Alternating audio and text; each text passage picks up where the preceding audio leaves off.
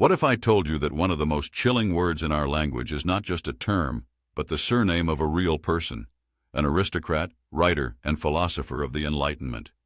Here's what no one will tell you about him. He spent 32 years in prisons and asylums, not for murder, but for his writings. I'll reveal the most guarded secret of his philosophy, why he considered cruelty the natural right of the strong. And by the end, you'll understand how this nobleman's name became an eternal mark of infamy. How did a man who saw himself as a champion of absolute freedom forever enter history as a symbol of depraved cruelty? How did the surname he was proud of become a medical diagnosis and a legal term denoting the deriving of pleasure from the suffering of others? To understand this, we need to journey into the very heart of darkness, into the mind of the Marquis de Sade. In this video, we'll explore what real crimes the Marquis committed that shocked even the decadent French aristocracy, what forbidden philosophy he forged within the walls of the Bastille, and how Austrian psychiatrist Richard von Krafft-Ebing, author of the monumental work Psychopathia Sexualis, by reading his secret manuscript, forever changed criminology and psychology, bestowing upon his name an immortality de Sade himself never desired. Before we begin, a quick thought experiment. Consider, where do you draw the line between absolute freedom and absolute license? De Sade asserted that such a line doesn't exist, and nature itself encourages the strong to devour the weak. Keep that question in mind. The answer the Marquis gave cost him his freedom and his reputation. To understand the monster, one must first see the man. Donatien Alphonse François de Sade was born in 1740 into one of France's most illustrious families. His lineage traced back to the 12th century, and among his ancestors was Laura de Noves, Petrarch's muse. A brilliant future awaited him, a military career, an advantageous marriage, a position at court. But within this aristocrat, a rebellion was already brewing. And very soon, it erupted in a series of scandals that would forever shatter his life. The first scandal erupted in 1768. De Sade lured a destitute widow named Rose Keller to his country estate, promising her work as a housekeeper. Instead, he tied her up, brutally whipped her with rods, and inflicted several cuts with a penknife, accompanying it all with a torrent of blasphemy. The woman miraculously managed to escape and raise the alarm. The scandal reached King Louis XV himself. This was the moment his philosophical experiments transcended imagination and became a criminal offense. He was imprisoned in a castle by the monarch's personal order, but the money and connections of his influential family quickly secured his release. The lesson was not learned. 4 years later in Marseille, he went even further. Along with his servant, de Sade organized an orgy with prostitutes, treating them to candies containing a so-called aphrodisiac. Only, the candies contained cantharides, essentially a poison causing horrific internal inflammation. It was like trying to light a candle with dynamite, effective but devastating. The women barely survived severe poisoning. This time the matter could not be hushed up. The Marquis and his valet were condemned to death in absentia for poisoning and sodomy. Their effigies were publicly burned in the town square. It's important to understand, we're talking about 18th century France, where aristocratic debauchery knew no bounds. The king himself maintained the parc aux sœurs, essentially a private harem of young women. But even for this society, de Sade's actions were beyond the pale. It wasn't about depravity per se, but about his making violence and humiliation an end in themselves. For his contemporaries, suffering was an unfortunate side effect. For him, it was the primary subject of exploration. He crossed an invisible line. De Sade fled to Italy, but his chief adversary, his own mother-in-law, the powerful and unyielding Madame de Montreuil, tracked him down and secured his arrest.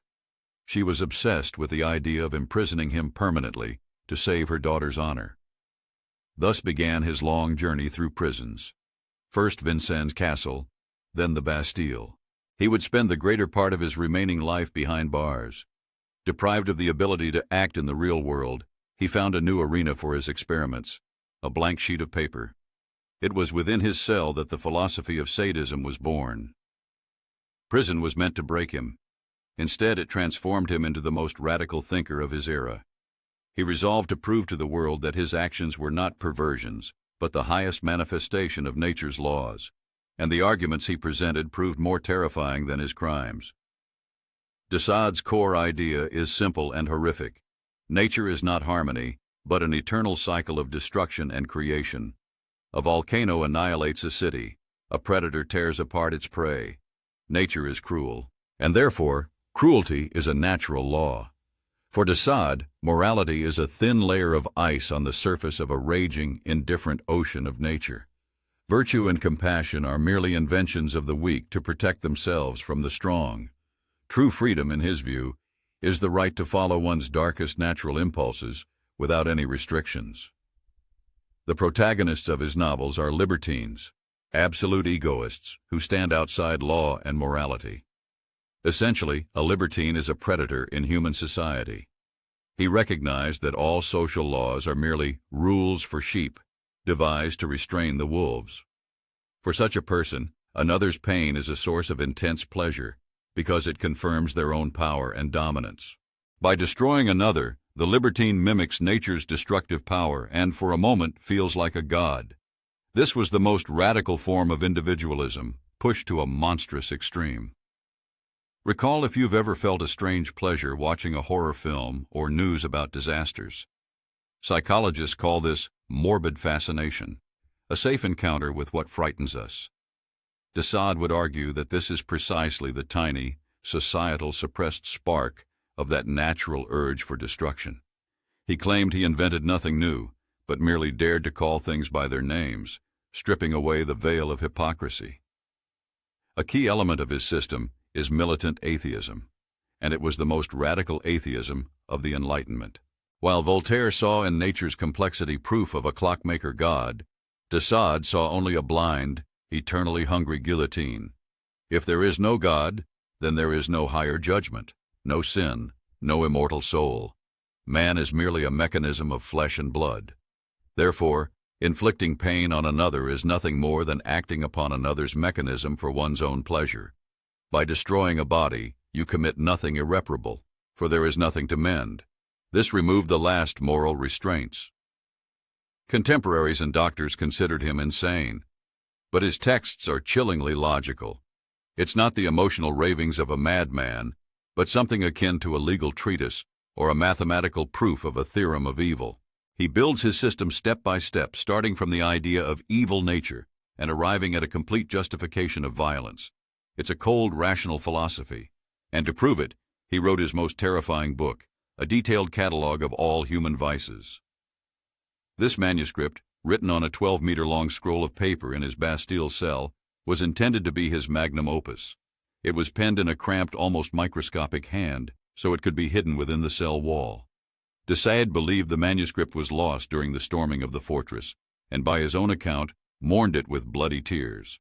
But it survived, and what was written within it remains forbidden in some countries to this day. The book was titled The 120 Days of Sodom. Forget everything you think about novels.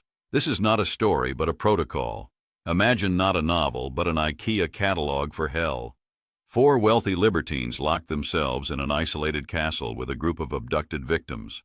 Their goal, to systematically explore 600 types of sexual perversions, or passions, over 120 days. 4 experienced storytellers take turns describing these passions to them, from the most innocuous to the most unimaginable, and the libertines immediately reproduce them upon their captives.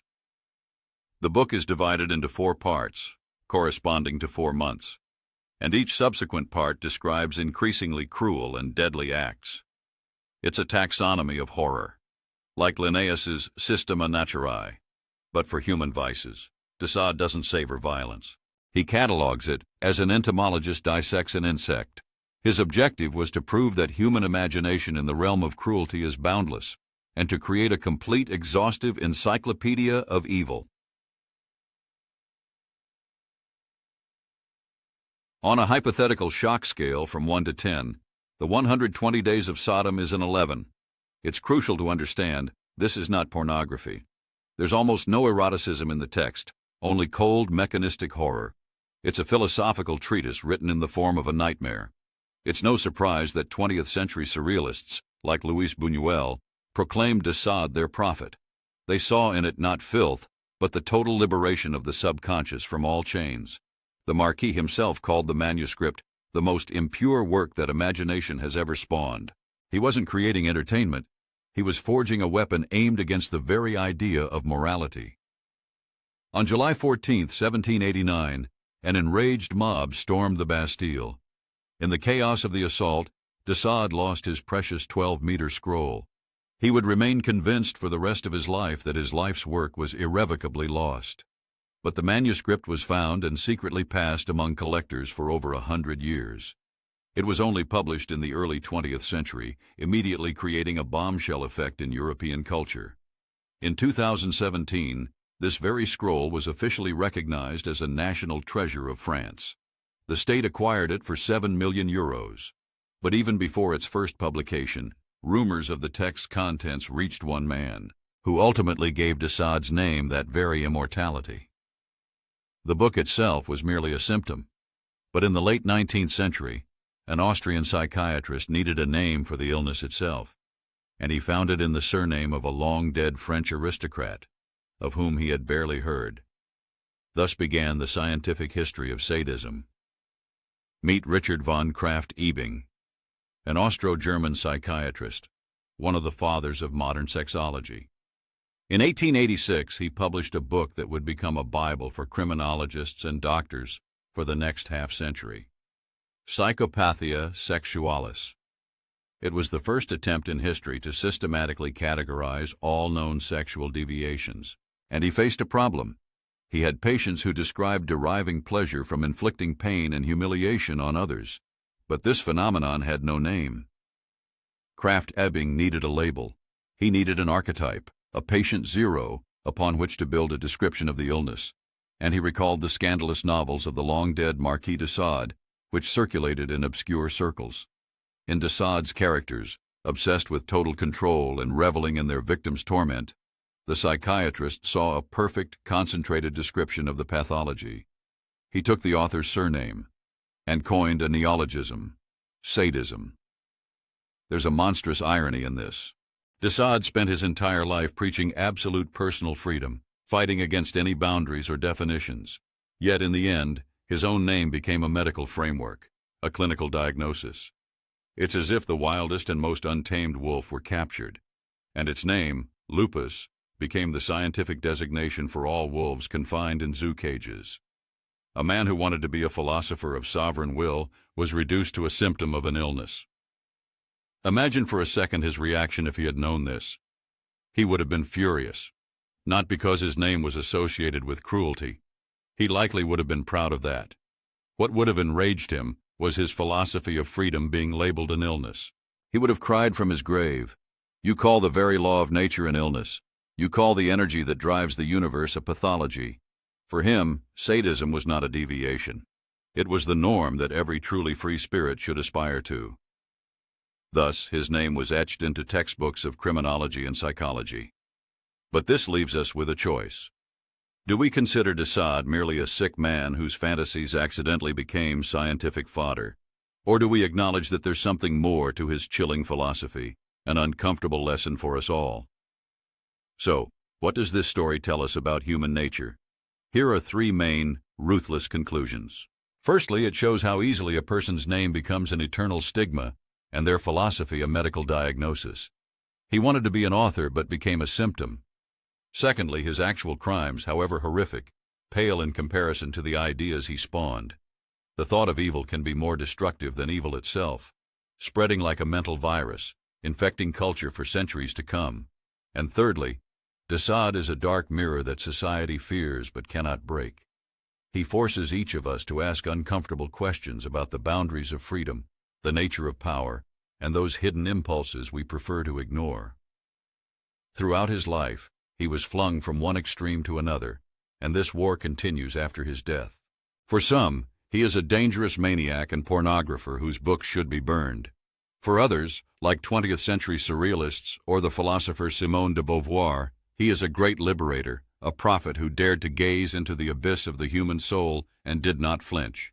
The truth, as always, is not in the middle, but encompasses both extremes. He was both, a man whose personal pathology gave rise to a frighteningly consistent and influential philosophy. And now, that choice stands before you. Who was the Marquis de Sade ultimately? A brilliant philosopher who simply tore away the veils of hypocrisy from his era? Or a dangerous madman whose name rightly became synonymous with depraved cruelty? Write just one word in the comments. Your verdict: philosopher or madman? Let's see whose perspective prevails in this debate that has lasted for 200 years.